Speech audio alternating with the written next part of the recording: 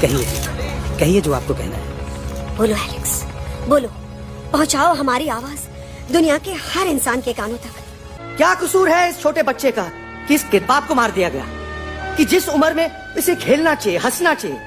ये अपना घर बचाने हम सबको इकट्ठा करके दिल्ली ले आए ताकि हम इंसानों से अपने जंगल, अपने दोस्तों के लिए भीख मांग सके। लेकिन जब हम यहाँ पहुंचे, सबसे पहले हमारा स्वागत हुआ बंदूकों से। मारो मारो किनारों से।